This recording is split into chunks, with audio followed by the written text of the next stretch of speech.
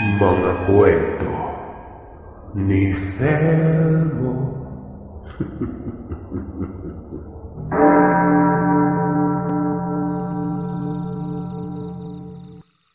Itago niyo na lamang ako sa pangalang Esme. Tubong Davao.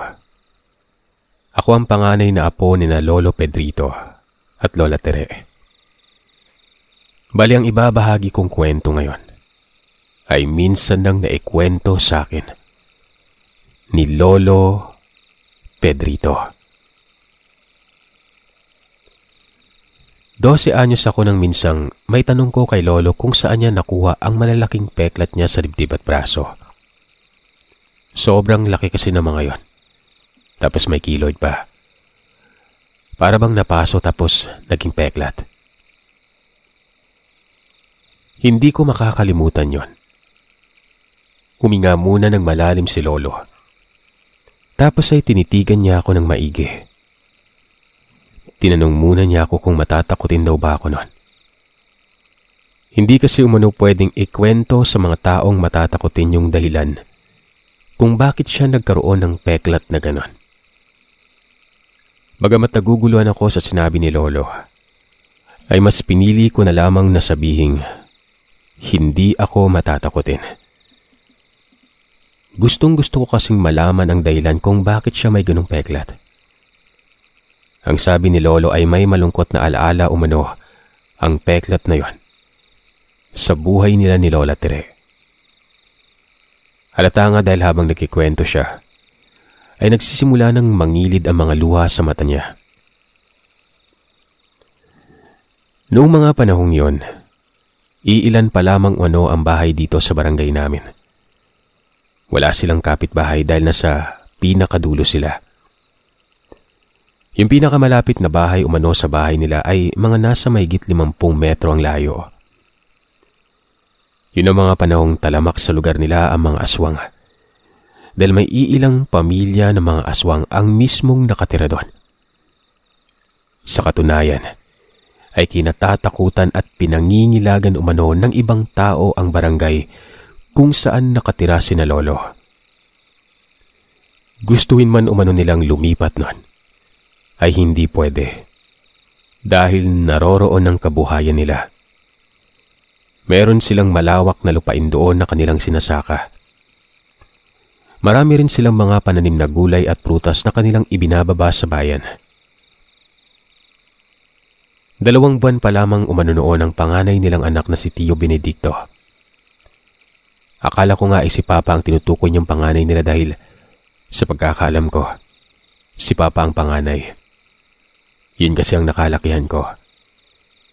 Isa pa, hindi ko pa nakita kahit kailan si Tio Benedicto. Ni hindi ko rin naririnig ang pangalan niya. Ayon kay Lolo, isang gabi, may narinig umano silang mga asong umaalulong sa paligid. Medyo kinakabahan na umano siya noon. Dahil kadalasan, tuwing aalulong ng ganon katagal ang mga aso sa paligid ay may nakikita silang mga katakot-takot na nilalang. Tulad ng mga aswang o maligno. Dali-dali umanong ipinasara ni Lola Tere ang mga bintana ng kanilang kubo noon. Noon umano ay gawa lamang sa sawali na galing sa buho ang mga bintana. Meron lamang itong alambre sa gitna na magsisilbing pasukan ng mahabang kawayan na magsisilbing seradora o kandado. Ang mga bubungan naman nila ay yari lamang sa mga pinagsama-samang talahib o kugon. Lalo umanong lumakas sa mga alulong at maya-maya ay nagsimula na ring umiyak ng ubod ng lakas si Tio Benedicto. Hindi umano nila ito mapatahan kahit pilit nila itong pinapadede. Yung iyak doon ito ay tila ba iyak ng isang batang takot na takot. Napasigaw si Lola nang marinig niyang may umaangil sa mismong ilalim ng kanilang kubo. Dahan-dahan umano na hinawi ni Lolo ang banig Saka siya sumilip sa pagitan ng mga siwang ng kawayan na nagsisilbi nilang sahig nun. Itinapat umano ni Lolo ang gasera sa butas para mas makita niya yung nilalang na nasa ilalim ng kanilang kubo. Nagulat siya nang makita niya ang isang malaking baboy ramo na kulay itim. Nagliliyab umano ang mga mata at ang buntot nito. Akala ni Lolo noon ay may nasusunog sa ilalim ng kubo, pero nang pagmasdan niya itong maigi, ay nakita nga niya ang hindi pangkaraniwang baboy ramo na yon. Dahan-dahan umano na nagtungo sa kusina si Lolo para kumuha ng isang dakot na asin. Sinamahan pa niya ng abo na kinuha naman niya sa kanilang kalan. Pagbalik ni Lolo, muli siyang sumilip sa ilalim at gayon na lang ang pagkabila niya nang makitang naging asong itim yung baboy ramo na yon. Pero ganun pa rin umano naman ito. Nagliliyab din ang mga mata at ang buntot nito noon. Ibinubod niya ang asin sa pagitan ng mga sahig kung saan nakatapat ang aswang na nag-aanyong hayop. Umaangil ito. Umatungal nang dumapo ang asin sa balat niya. Pagkatapos ay nagtatatakbo ito papalayo, sumuot sa mayabong na damuhan. Buong akala umano nila ay tuluyan nang umalis sa mga umaaligid na nilalang. Kahit papano, napanatag na umano sila noon. Dahil tahimik na ang paligid at tumahan na rin sa pag-iyak ang bata. Payapa silang natulog, pero makalipas lamang ang 3:00 ng madaling araw, muli silang nagising dahil sa palahaw na iyak ni Tio Benedicto. Unang nagising si Lola Tere. Nakapikit umano siya noon habang kinakapa sa tabi niya ang bata. Napamulat umano siya nang hindi niya ito makapa. Wala ito sa tabi niya. Napasigaw siya ng malakas nang makita ang mabalahibong nilalang na may matutulis na pangil. Naroroon ito mismo sa loob ng kanilang silid. Hawak-hawak nito ang umiiyak na sanggol. Napabalikwas si Lolo nang marinig ang sigaw ni Lola. Maging siya ay nagulat nang makita ang isang aswang na may katakot-takot na wangis nun. Malaki ang bibig nito, puno ng matutulis na ngipin. Nanlilisik ang mga mata habang nakatitig sa may sanggol, na para bang takam na takam ito sa bata.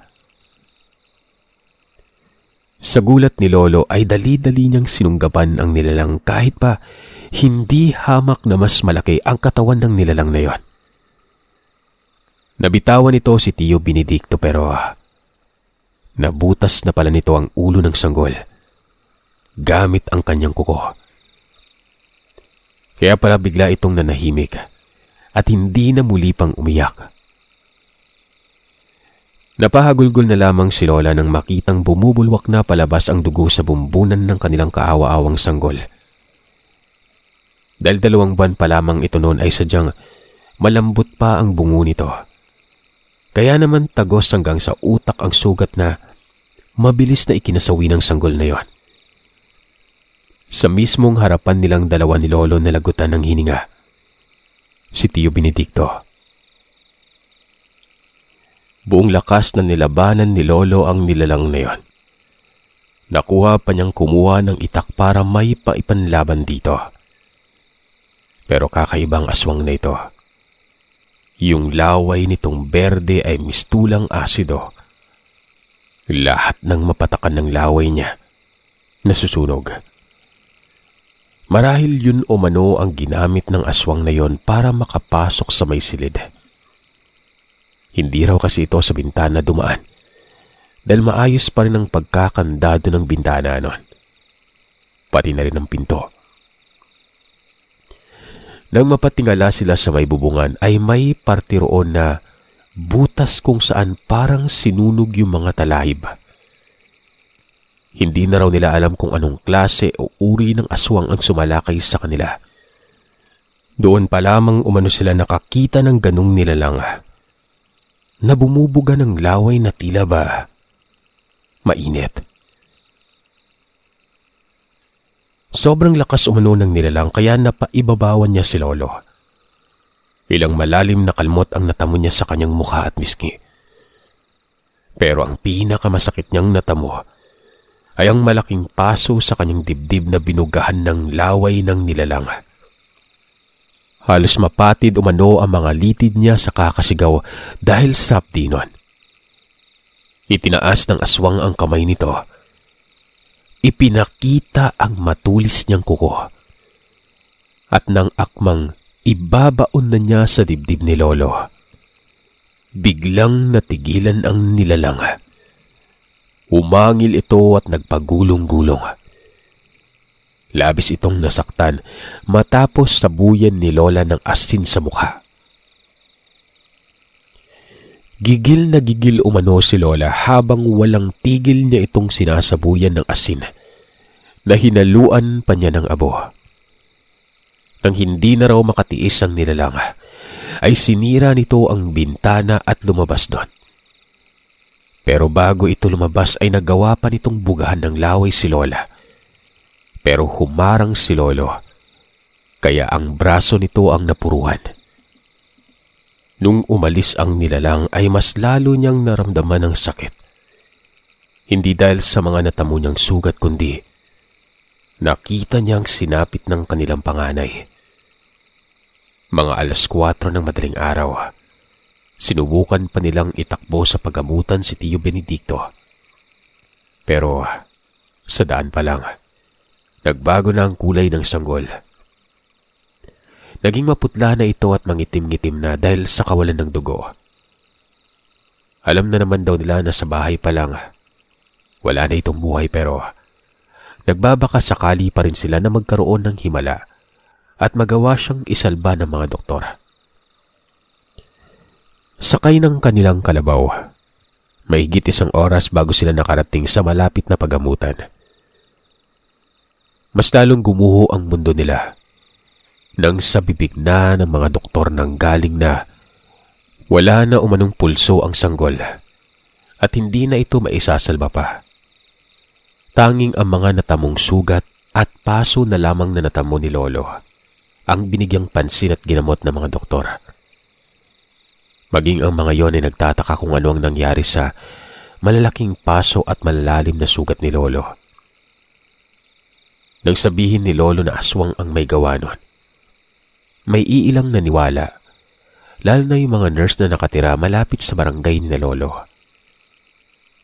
Pero yung doktor na tumingin, hindi naniwala, gawa nga ng hindi naman nila pinaniniwalaan ng mga aswang dahil hindi naman yun yung pinag-aaralan sa siyensya. Makalipas ang ilang buwan ay tuluyan na raw naghilom ang mga sugat at yung malalaking paso ni Lolo. Naging malaking peklat na lamang ang mga yon. Pero ang sugat sa puso nilang dalawa ni Lola, dinala nila hanggang sa pagtanda. Sa tuwing makikita umano ni Lolo ang kanyang mga peklat, ay muling nananariwa sa kanyang isipan ang araw na nawala ang kanilang mahal na panganay. Madalas pa umano nilang sinisisi ang kanilang mga sarili dahil naging pabaya umano sila. Kung hindi raw sana sila natulog ng mahimbing ay hindi mangyayari yon kay Tio Benedicto. Hindi rin sana magkakaroon ng malalaking peklat si Lolo na kung ituring niya ay sumpa ng nakaraan. Makalipas ang 3 taon na ipinagbuntis ni Lola si Tatay. Nung araw na yon ay nakalipat na sila ng bahay. Nanirahan sila sa mataong lugar. Ibinenta nila ng mura ang lupa nila para magamit silang pera sa panimula ng kanilang paglipat. Nilisan nila ang lahat. Pilit nilimot ang alaala ng lugar na yon. Tanging ang mga peklat ni Lolo sa dibdib at sa braso ang marka ng alaala na yon. Isang mapait na alaalang hinding-hindi mabubura. Ang markang magpapatotoong tunay ang mga aswang.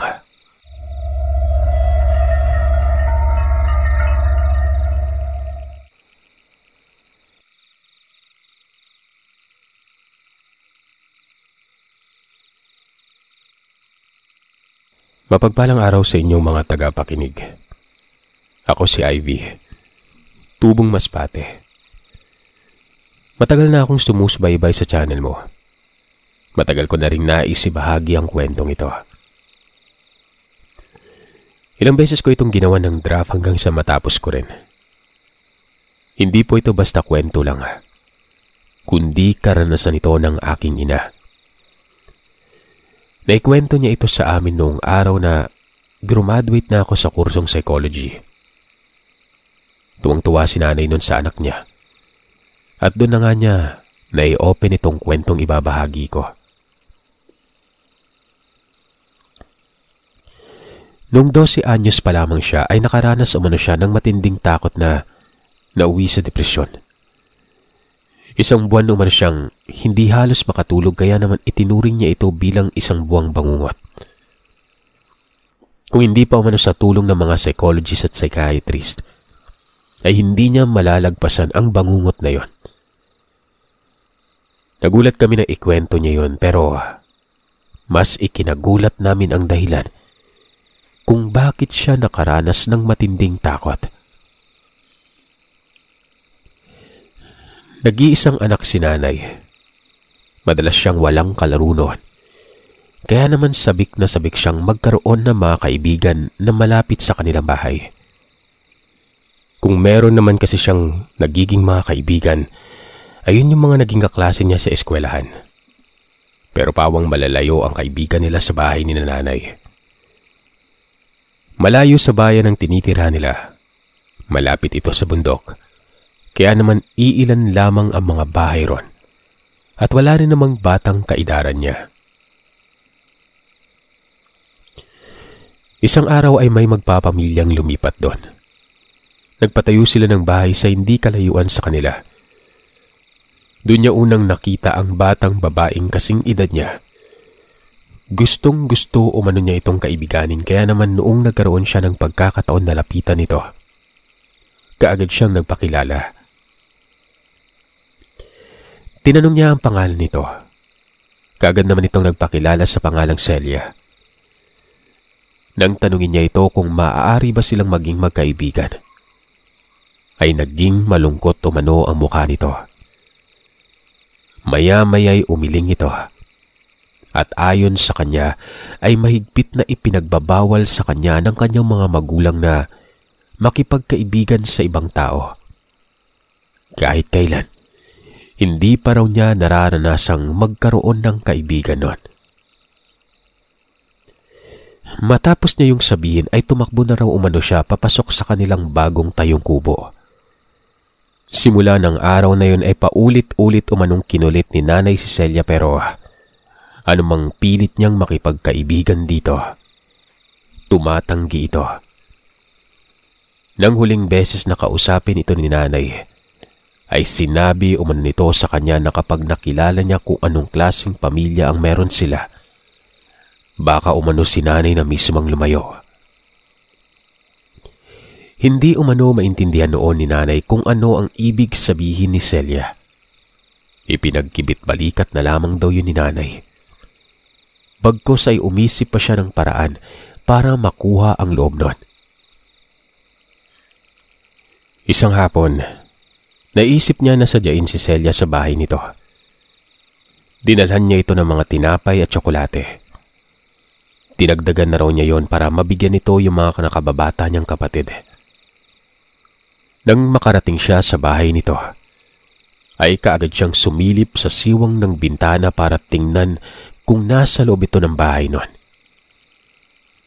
Tila na estatwa umano siya sa kanyang kinatatayuan. Nang makita si Celia at ang buong pamilya nitong nakapaikot umano habang nakaupo sa lapag.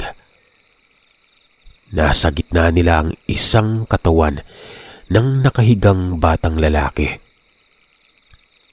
Kitang-kita umano niya kung paano pinagpira-piraso ng mga yon ang hubot-hubad na katawan ng kalunos-lunos na bata. Sa bawat pagkapunit ng laman nito, sumisirit ang sariwang dugo. Kanya-kanyang kuha at kain sila sa sariwang laman nun.